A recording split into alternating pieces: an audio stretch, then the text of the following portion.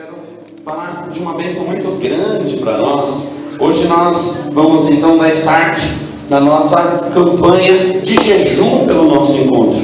Se você fizer as contas, de amanhã até o dia 11, se eu estiver errado, não me corrija aqui enquanto estou pregando, não. Mas se você fizer as contas de amanhã até dia 11 de março, dá 40 dias.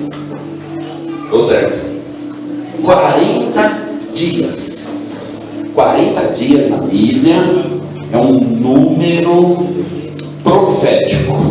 40 na Bíblia envolve dor, envolve tribulação, provação, e envolve também persistência.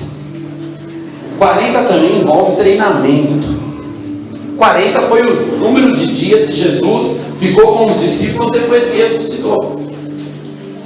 Ele ressuscitou, apareceu na praia, avisou para chamarem Pedro junto com os outros, e depois ele ficou 40 dias com os discípulos. 40 dias foi o número de jejum que Moisés fez no monte 2 vezes. 40 dias também foi um jejum que Elias fez. Depois de uma comida que corvos levaram para ele, ele ficou 40 dias sem comer. 40 dias também foi o número dos dias de jejum que Jesus jejuou. Jesus também jejuou 40 dias. Então 40 envolve essa dor. Mas 40 dias na Bíblia é também uma preparação para uma grande conquista. Jesus tinha uma grande conquista pela frente. Então ele não começou pegando espadas espirituais e mostrando a sua armadura. Ele começou jejuando 40 dias. Moisés tinha que levantar uma legislação no meio de 1.200.000 pessoas, gente de dura cerviz, de coração duro. E Moisés então tinha a tarefa duríssima. Se você está numa família e a sua família tem dificuldade, você vê uma família com 5, 6 pessoas, às vezes é a maior barra. Imagina a família que Moisés tinha que levar adiante de Deus com 1.200.000 pessoas. Era uma barra. Então ele não começou ali mostrando que ele cresceu sabendo todas as ciências do Egito. Ele jejuou 40 dias. Então 40 dias geralmente é um tempo que você vai se pôr diante de Deus a fim de uma grande conquista. Como igreja, nós vamos nos colocar diante de Deus nesses 40 dias, porque esse encontro para nós é uma grande conquista. Vai ser uma grande conquista. Vai ser uma poderosa conquista. Glória a Deus. E o jejum, a gente lê mais sobre o jejum no Velho Testamento. Não que nessa nova aliança não precise fazer. Jesus disse que precisava. Mas nós vemos muito na Bíblia, no Velho Testamento, o jejum. Mas ele é acompanhado de alguns outros adjetivos, coisas tremendas. Eu tenho lido o Velho Testamento e estou maravilhado com muitas coisas. Por exemplo, eu não sei se você já leu a Bíblia inteira, se você já leu o Velho Testamento, se você já leu algum livro inteiro do Velho Testamento, você vai ver uma expressão lá maravilhosa, que é: rasgou as suas vestes. Quantos aqui já leu essa frase lá no Velho Testamento? Rasgou as suas vestes. O que significa isso? Não dá para incluir ela aqui hoje, não dá tempo, mas isso é uma expressão que falta muito nos nossos dias. Será que não temos motivo aqui em Mauá para rasgar as nossas vestes? É o que nós temos. Mas eu quero falar de outras que acompanham o jejum, que é pano de saco, cinza e terra na cabeça.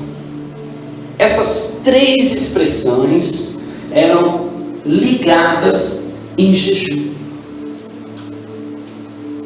Vestir-se de pano de saco, sentar-se em cima de cinzas e passar e ficar colocando terra na cabeça, pó na cabeça.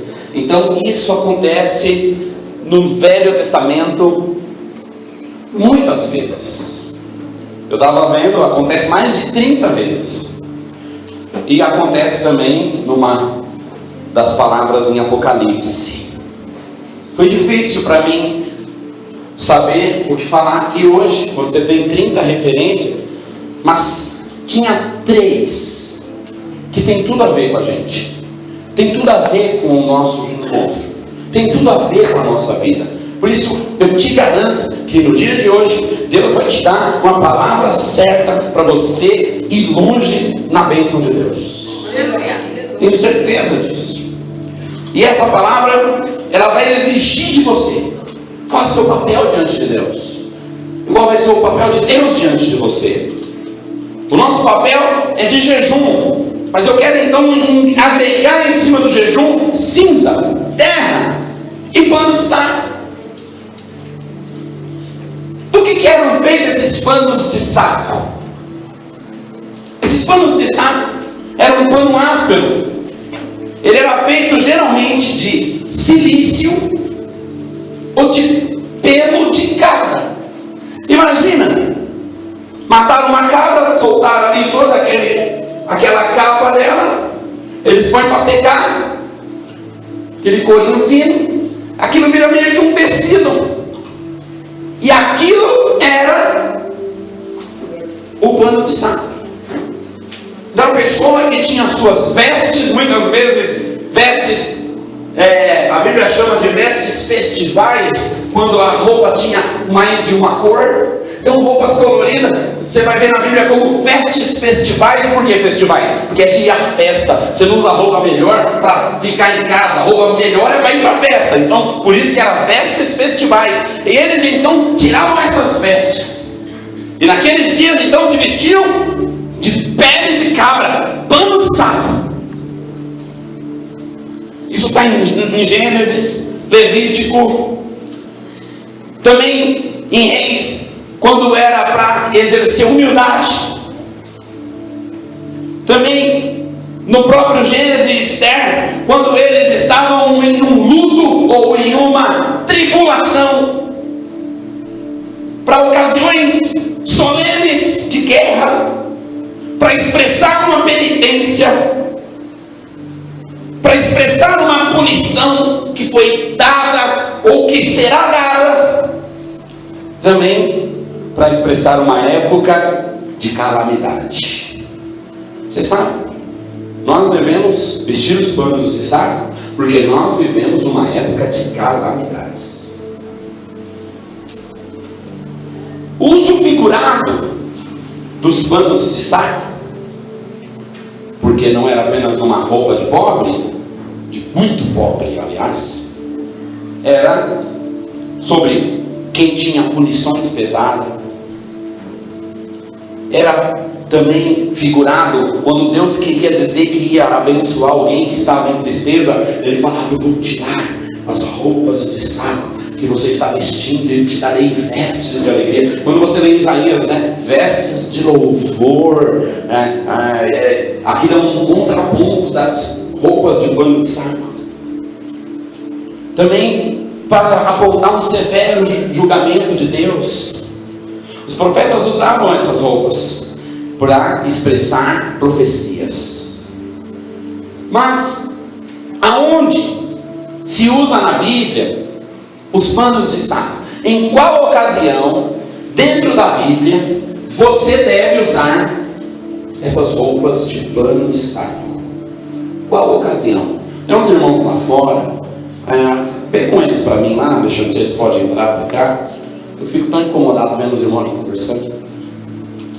Talvez a conversa tenha que continuar, mas aí ficam de lado ali. Vamos avançar. Onde se usa na Bíblia os panos de saco?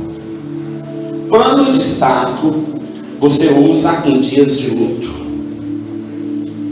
Quando deram uma notícia para Jacó, o José morreu. Nós achamos a roupa dele cheia de sangue no meio do mato. Jacó rasgou as vestes e se vestiu de pano de saco. Em outras palavras, também se usava esses panos de saco nos dias de tragédia. Quando chegaram e disseram para Jó: olha, seus 19 filhos estavam, seus filhos estavam todos comemorando numa casa e veio uma ventania muito forte, derrubou a casa e morreu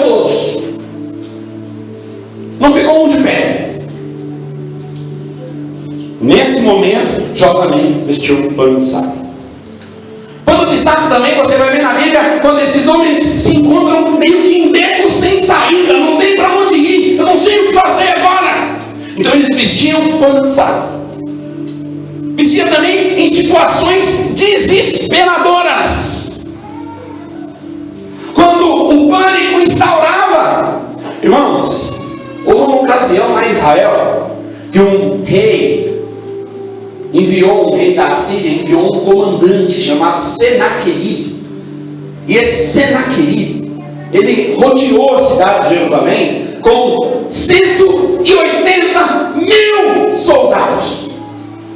180 mil soldados.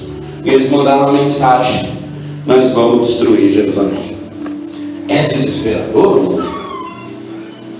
Nesse momento, o rei, o profeta e muita gente vestiram panos de saco. Também aconteceu panos de saco quando faltou recursos. Na época, a falta de recurso era quando não chovia e a terra seca e não produzia e ninguém tinha o que comer, muito menos o que comercializar, e aí faltava o que comer e também faltava dinheiro. Então veja, esses pontos na Bíblia vai nos mostrar o porquê pessoas usaram pano de saco. Segundo, os principais objetivos dos panos de saco, embora sejam muitos, eu separei só dois. Como eu já te disse, eu quero que nós entendamos isso olhando para a nossa realidade, para aquilo que nós precisamos fazer. Então não quero te dar aqui uma aula de como usar pano de saco. Não, quero te mostrar, olha, nessa circunstância você tem que vestir esse pano de saco. Primeira dela é para mostrar empatia. O que é mostrar empatia? Empatia é me colocar no lugar da pessoa. Ao invés de eu chegar e falar, essa pessoa sem vergonha, ela não quer saber de nada, eu tentar entendê-la, eu tentar me colocar no lugar dela. Como que ela vê? Qual a sua visão? Quais os seus motivos para ser assim? Como é que eu poderia entender essa pessoa e ajudar essa pessoa? Você sabe que o fato de Jesus vir morrer pelos homens foi uma atitude empática. Jesus veio passar por toda a tribulação que todos os homens passam para entender o que é a tribulação. O que Deus decidiu quando Jesus, no último dia, passou por todas as tribulações e agora só faltava morrer? A última que ele tinha que passar era morrer. O que Deus decidiu? Jesus falou: ah não, isso aqui é uma sopa, pode matar esses homens tudo. Não. Jesus morreu, ressuscitou e disse: quem precisar de ajuda eu dou de graça. Aleluia! Jesus entendeu que não é fácil. Embora ele venceu, ele entendeu porque o homem perde. É por isso que ele ajuda de graça, pela graça, porque isso é uma atitude de empatia. Ele se pôs no lugar do homem, não jogou fogo do céu para matá-los, chamando de infiéis. E como é que a gente pode então vestir pano de saco cinza, pôr a terra na cabeça e jejum, mostrando a atitude de empatia? Porque isso vai nos mover em Deus, e este mover vai nos levar a trazer pessoas para este encontro. Elas iam para o inferno, mas não vão mais, porque alguns resolveu se pôr na brecha. Empatia. Segundo, pedir ajuda. A frase ficou complicada, né? Pedir ajuda, porque isso é um método de guerra espiritual. Esquece esse ser. Você pode vestir pano de saco para pedir ajuda para Deus, e isso é um método de guerra espiritual. Então veja, essas duas questões são as questões pano de saco na Bíblia que nos serve hoje. Tem muitas outras, mas essa não serve hoje. 3. Vamos ver então duas verdades sobre pano de saco, cinza, pó, terra na cabeça e etc. Primeiro, ocasiões parecidas com a que estamos vivendo e os panos de saco foram usados. Então nós vamos ler agora textos bíblicos onde eles usaram pano de saco e eles estavam diante de uma circunstância como eu julgo que nós estamos também. Primeiro nós vamos ler em Esther, livro de Esther, capítulo 4, os primeiros 4 versículos, porque eu sempre incentivo você, mas põe aqui, mas abre sua Bíblia, traz sua Bíblia, lê aí no seu, é muito bom isso. Mas, pastor, eu não trouxe, eu gosto de ler aí na tela, então está aí na tela. Versículo 1, Esther, capítulo 4, verso 1, diz: quando Mardoqueu soube de tudo o que tinha acontecido, rasgou as suas vestes, vestiu-se de pano de saco e cinza, e saiu pela cidade, chorando amargamente e em voz alta. Veja, ele vestiu-se de pano de saco, ele sentou sobre cinzas e ainda saiu chorando em alta voz. Versículo 2: foi até a porta do palácio real, mas não entrou, porque ninguém vestido de pano de saco tinha permissão para entrar. Ninguém pode entrar no palácio com esses trajes. Esse Mardoqueu, por ser tio da Esther, que era a rainha, podia entrar no palácio. Porém, ele não podia entrar nessas vestes aqui. Versículo 3: em cada província onde chegou o decreto com a ordem do rei, houve grande pranto entre os judeus, com jejum, choro e lamento. Muitos se deitavam em panos de saco e em cinzas. Deixa eu dar uma pausa para você entender. Em cada província onde chegou o decreto do rei. Que decreto é esse? Olha, irmãos, o rei Assuero era o rei lá dos persas nessa época, da Babilônia. E esse rei nomeou um comandante chamado Amã. Esse Amã, ele era o segundo do rei. Então ele se tornou alguém muito grande. E ele decidiu que quando ele passasse, todo homem tinha que se encurvar e fazer uma reverência para ele. Quem não se encurvasse e fizesse uma reverência, viva Amã, salve Amã. Quem não fizesse, seria morto.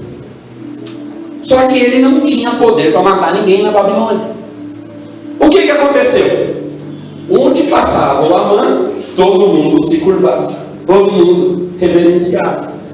Mas quando o Amã passava perto do Mardoqueu, ou o Mardoqueu passava perto do Amã, o Mardoqueu não reverenciava. Ele não se encurvava. Por quê? Porque ele falava: eu só me prostro diante de Deus, eu não me encurvo diante de homem.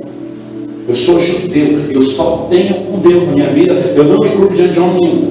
Então o Mardoqueu, fiel, não se encurvava diante do Amã. E aí o Amã morria de ódio, porque só ele não reverenciava.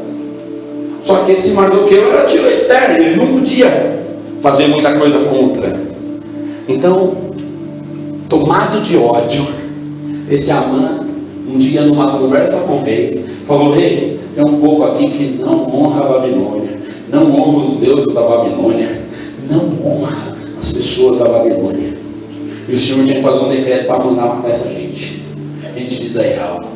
E o rei confiava no Amã, do lado, braço direito.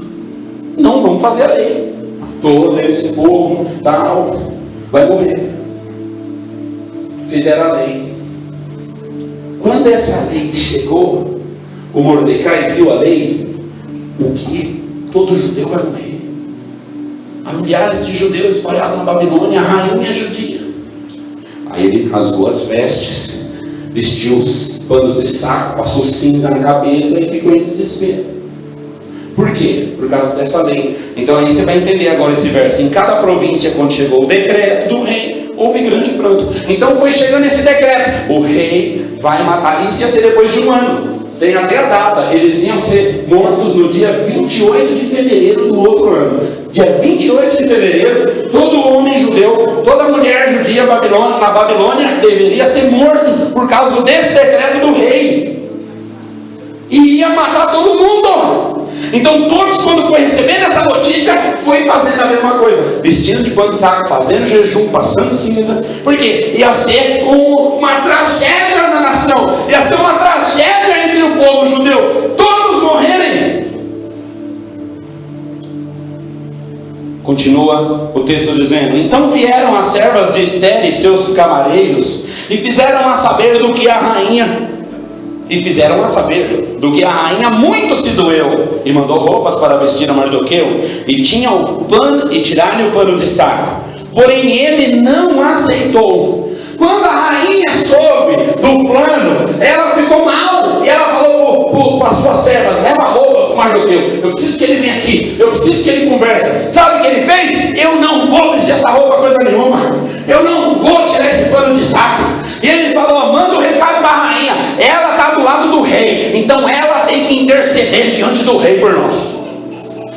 E a rainha mandou um recado para o Mardoqueu, mas é perigoso, o rei não aceita que qualquer um entre na sua presença. Esse Mardoqueu era muito nobre, ele respondeu: você está aí para esse propósito, se você não deixar Deus te usar para aquilo que você está aí, Deus levantará outro, os judeus não morrerão pela sua falta de atitude, mas tenha certeza que você morre. Esse tio é valente, e do pano de saco eu não largo. Mas aí a Ester entendeu a causa, até ela mesma declarou o jejum. A Bíblia não diz que ela vestiu o pano de saco, até porque provavelmente por ser rainha ela não ia poder. Mas todas as províncias da Babilônia, onde tinha um judeu, eles estavam em panos de saco. Irmãos, não sei se você já leu esse livro, um livrinho de 10 capítulos, lindo, maravilhoso.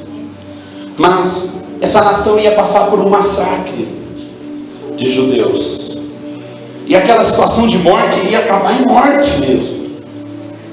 Mas essa atitude do Mordecai, que depois juntou com a atitude da Ester, fez com que o povo se rendesse e falasse para Deus: se o Senhor não fizer nada por nós, nós vamos morrer, mas nós vamos ficar aqui esperando o Senhor fazer.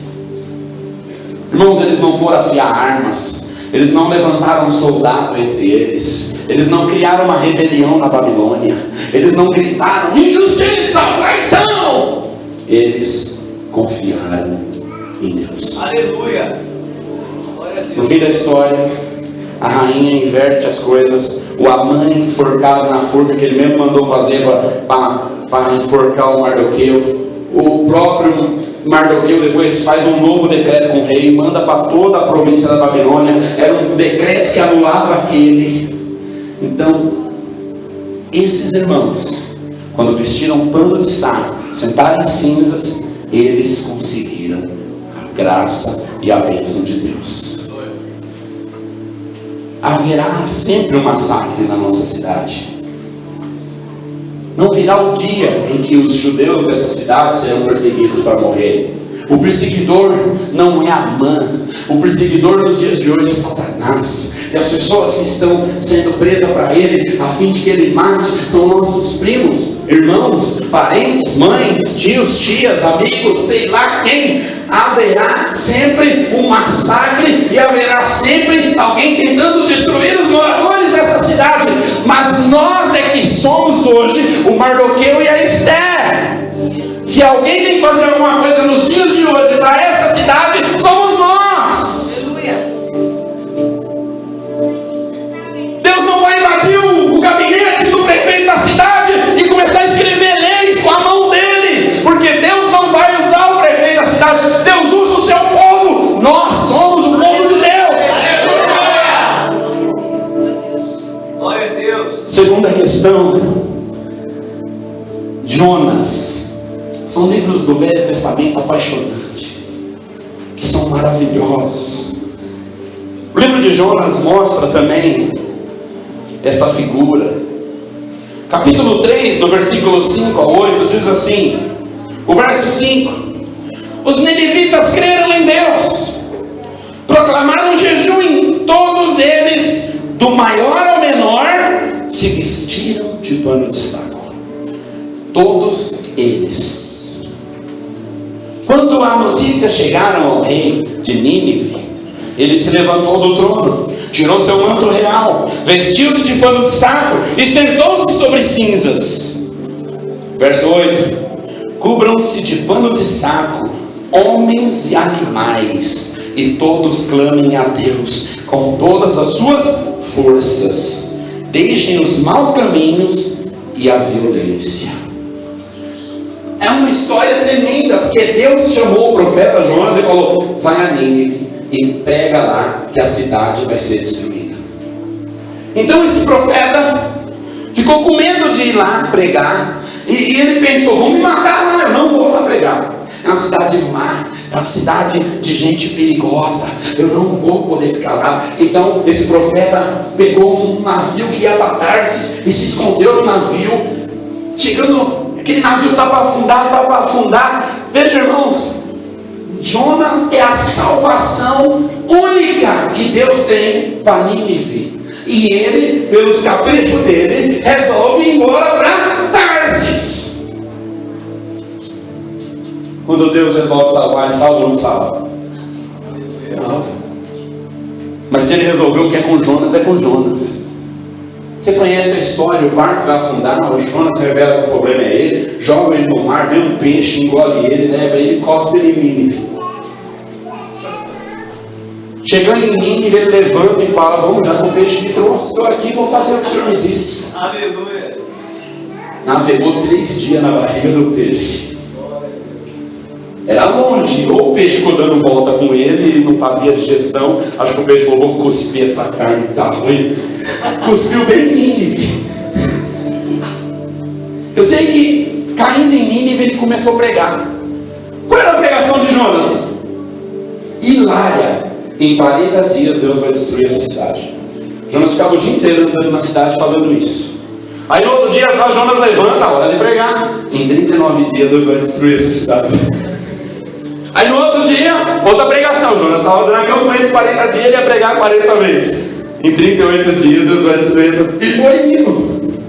17, 16, 15. Sabe? A notícia chegou. O que esse profeta está falando? Olha, ele começou falando que em 40 dias Deus ia destruir a cidade. Ele já está no 22. Já passou 18 dias de pregação. O que aconteceu? Os ninivitas creram naquela palavra. Não importa se Jonas pregou um bom sermão, ou se ele disse que em 30 dias Deus vai destruir essa cidade. Bons sermões não muda ninguém. O que muda é o poder de Deus. Por isso você tem que ser alguém revestido do poder de Deus para falar com as pessoas. E ele então começa a ver os ninivitas entenderem a pregação. A notícia espalha em todo o país de Nínive. E todos os homens, todas as mulheres, todas as crianças vestem pano de saco, senta na cinza, joga a terra na cabeça e fica em jejum. Para você ter uma ideia, eles amarraram as bocas dos animais que eles tinham em casa, porque até os animais deveriam fazer aquele jejum. O mais surpreendente é que quando a notícia chega no rei, o rei não faz decretos. Eu decreto que todo ninivita tem que permanecer no jejum. Eu decreto matem Jonas. Eu decreto... Não. O rei levantou, tirou as roupas reais, vestiu um pano de saco, sentou na cinza, jogou a terra na cabeça, ficou em jejum e falou: Deus nos salva. Deus nos salva. No fim da história, Deus vem e concede a salvação e livra Nínive da punição. Toda aquela cidade foi livre de uma punição por causa do jejum em que eles entraram. Pano de saco, cinza e pó. Sabe, eu fico olhando. Nós estamos numa cidade que peca mais que Nínive. E nós devemos ser Jonas nessa cidade. E devemos pregar até o povo dessa cidade, entender nossa pregação e vestir o pano de saco. Mas eles só vão vestir os panos de saco se eles souberem como é que se veste. E eles vão aprender isso olhando a gente. Aleluia! Se nós que somos a tocha, o atalaia, a voz de Deus, não vestimos o pano de saco, como é que alguém vai vestir? Nós temos que dar esse exemplo. O último ponto que eu quero compartilhar é um outro também que precisamos muito. 1 Reis, capítulo 21, verso 27. 1 Reis, capítulo 21, verso 27. Quando você lê a história dos reis de Israel, você vai ver que o rei Acabe é o pior rei que já reinou em Israel. De todos os reis mencionados na Bíblia, tanto em Israel como em Judá, você vai ver que o rei Acabe é o pior de todos. O reino de Israel, na mão desse rei, foi a pior tragédia. Ele casou com uma profetisa chamada Jezabel, que era consagrada a Azera, uma deusa terrível, e que também aceitava o sacrifício de crianças. E esse rei teve todo o seu reinado influenciado por essa mulher, que na verdade não era essa mulher, era o demônio que a influenciava. Toda a nação de Israel ficou todos os anos do reinado de Acabe na mão de um demônio. E esse rei, que já tinha a punição certa diante de Deus, já ia ter os oráculos certos que ia cair sobre ele, a partir de agora ele comete uma atrocidade pior. Ele deseja ter uma plantação de uva perto do palácio, e ele vai lá falar com o dono da plantação chama Nabote, e aí aquele cara fala: olha rei, eu te dava essa plantação, jamais eu ia te vender porque o senhor é o rei, mas essa plantação é uma herança de família, era do meu bisavô, do meu avô, do meu pai, eu tenho que dar para o meu filho, isso é tão sagrado. Olha, eu tenho outras plantações, pega tudo com o rei, mas essa não. E o rei ficou triste, porque o rei era animado. Eu quero essa. Já viu criança quando decide que quer aquele doce? Que você falou, eu te dou a caixa de doce, eu quero aquele. Isso é mimo.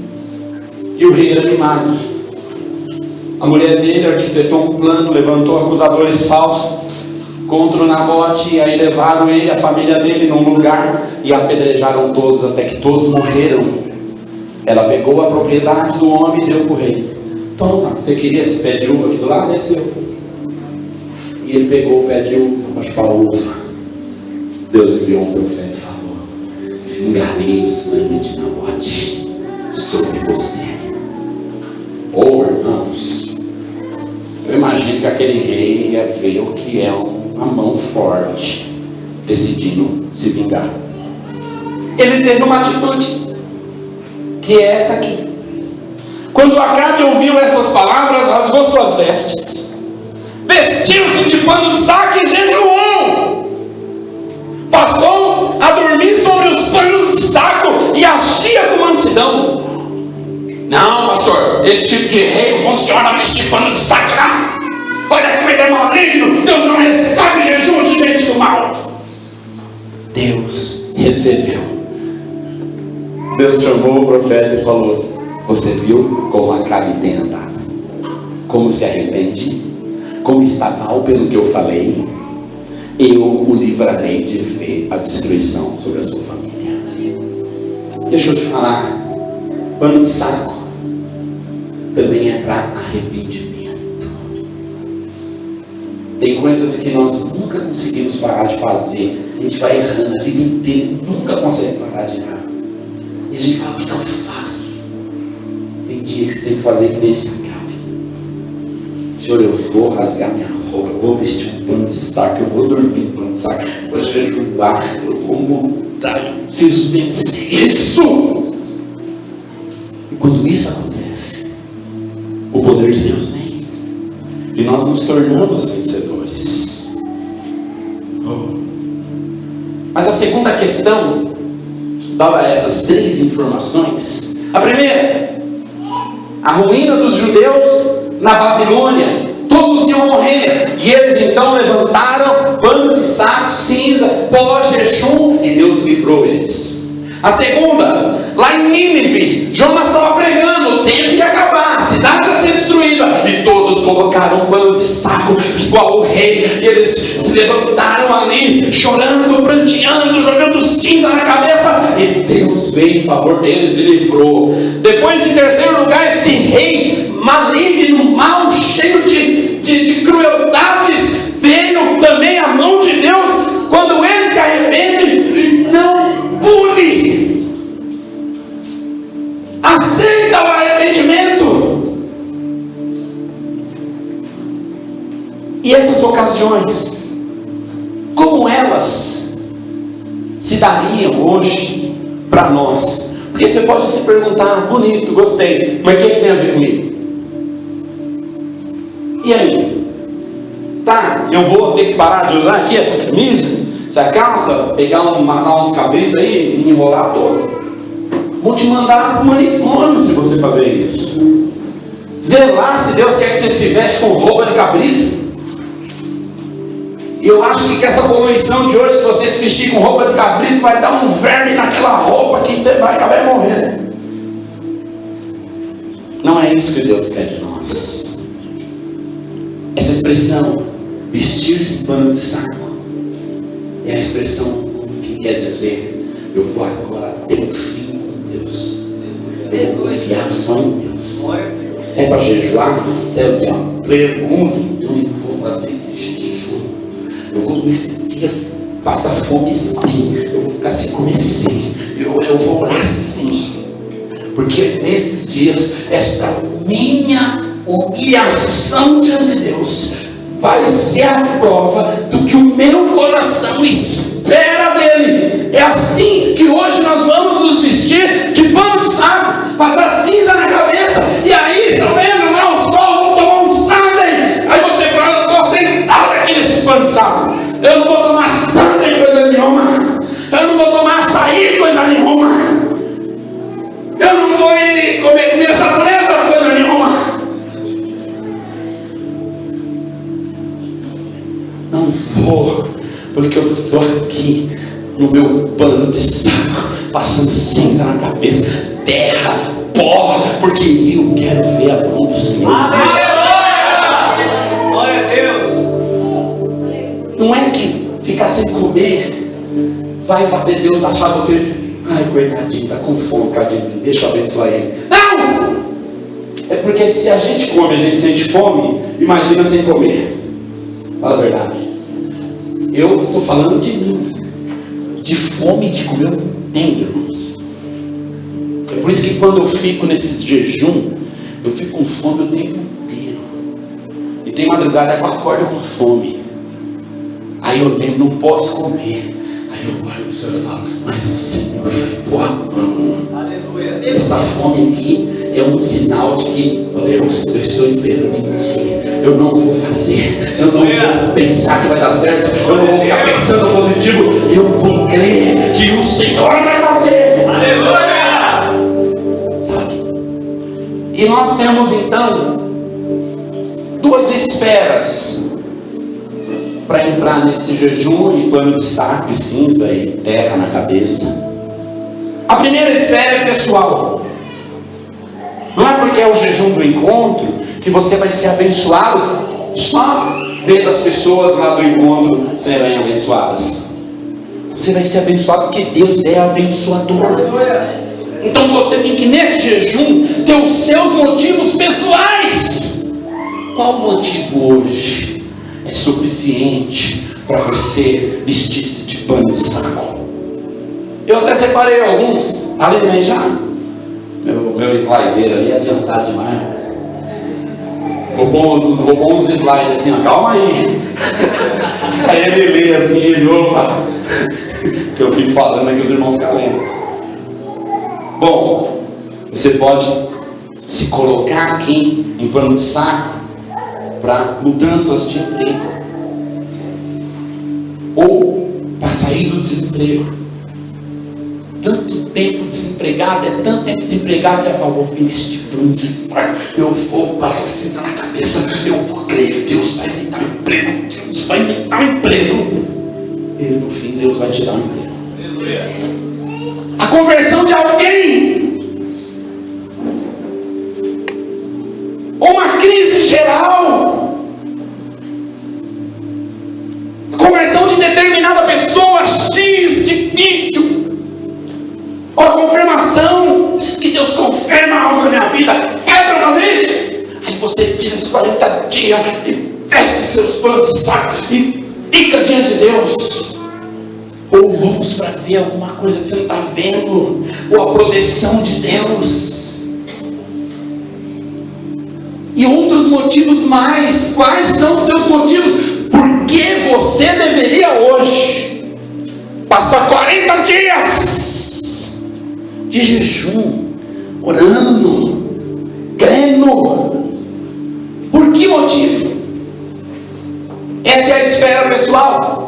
Mas a esfera espiritual é a causa dessa igreja e é o nosso grande objetivo. A esfera espiritual é semelhante à esfera de Nínive.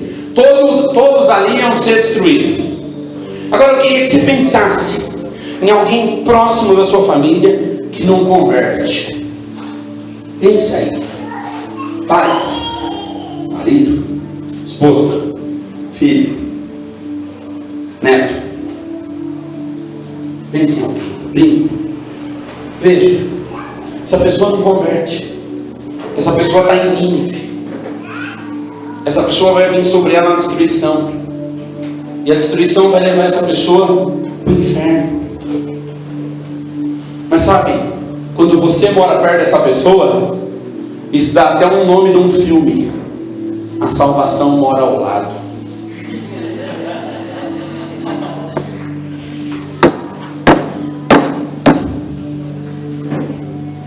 A salvação está do lado e a pessoa está indo para o inferno.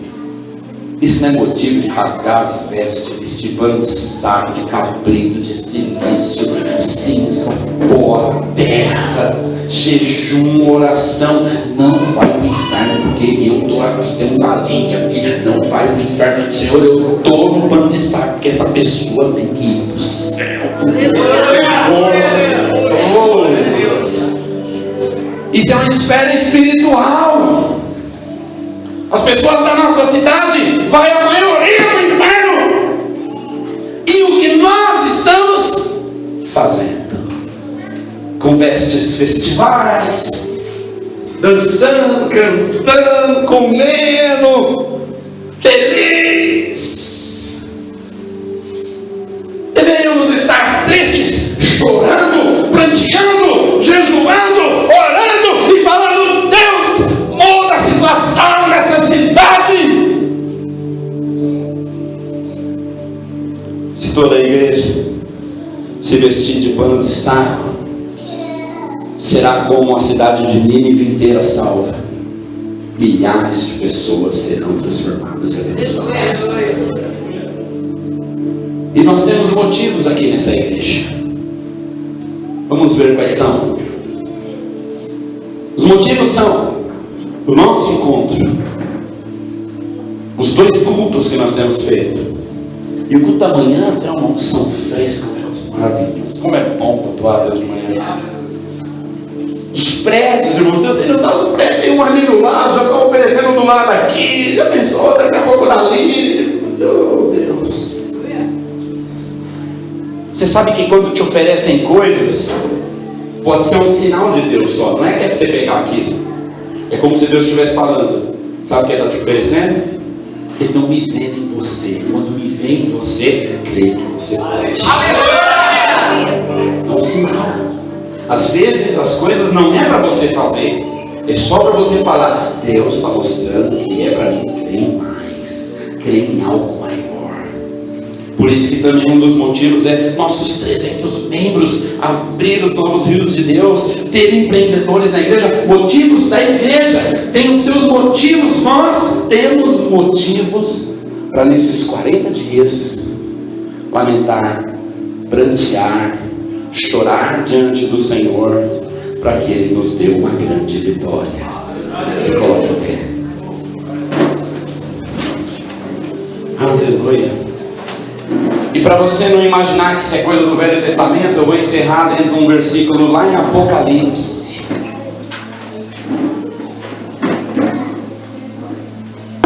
Apocalipse capítulo 11, versículo 3.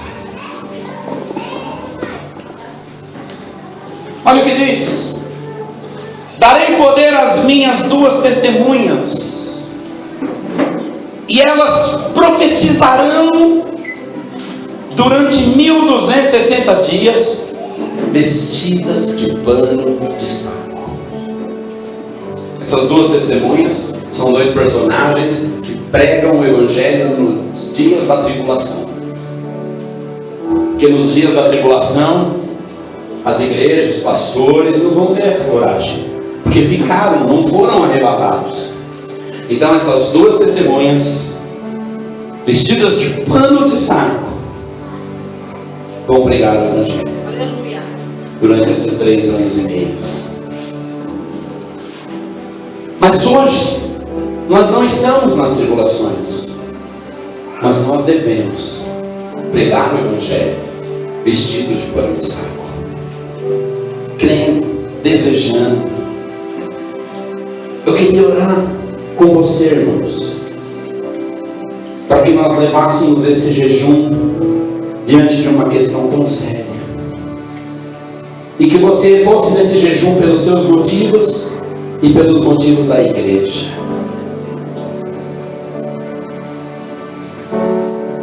Os seus motivos você sabe, os motivos da igreja eu te falei alguns, e isso é um chamado para nós, para uma responsabilidade.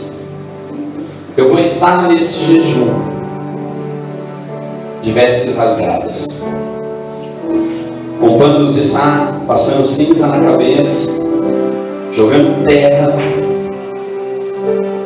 em franco, e uma grande entrega a fim de ver a salvação do Senhor. Porque eu não posso simplesmente viver bem feliz como eu sou muito feliz, mas vendo do meu lado, na minha cidade, tanta gente descendo para o Hades, eu sendo alguém salvo com a palavra da salvação e as pessoas se perdendo. Por isso eu rasgo as minhas vestes diante do Senhor e visto-me de pano de saco nesta hora, para que o Senhor venha me usar a minha vida, usar a minha boca, usar a minha pessoa. E eu chamo você para entrar nisso. Eu chamo você para esta responsabilidade de nos próximos 40 dias jejuar e se entregar ao Senhor.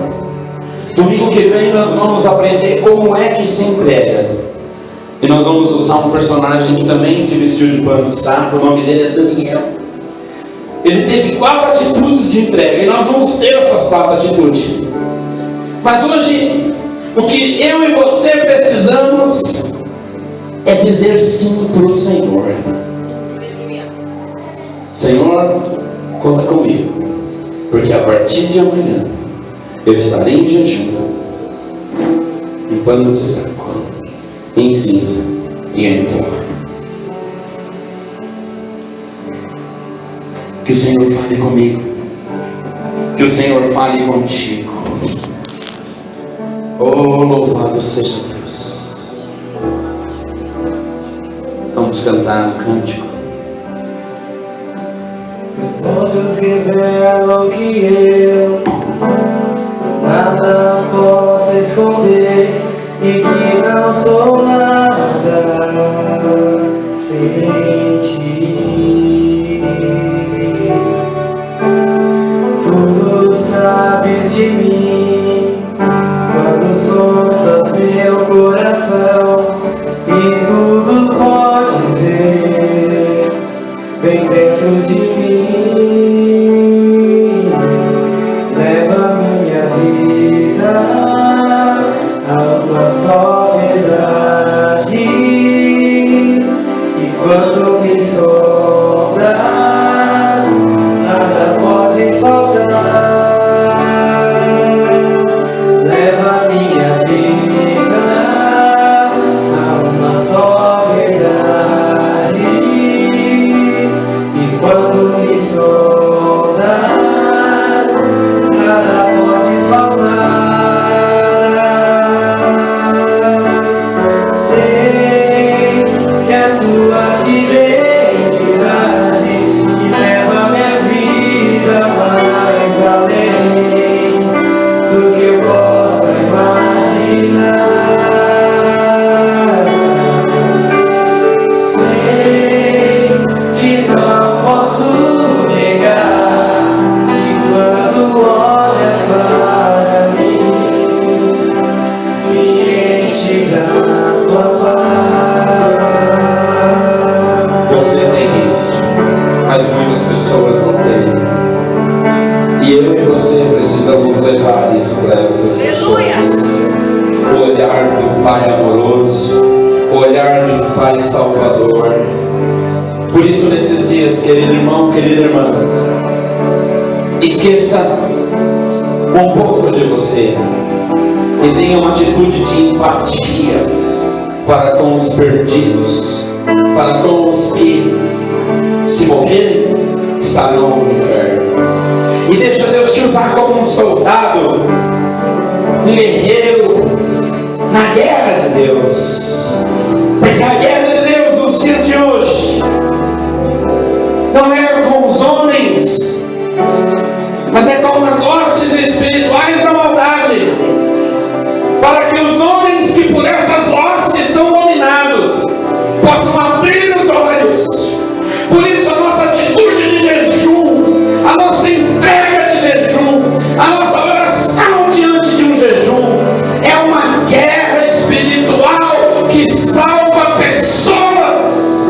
O Senhor nos chama nesses dias para ser um exército de salvação, um exército da guarda, um exército da esperança, do que se espera de uma igreja, do que se pode esperar de homens e mulheres de Deus.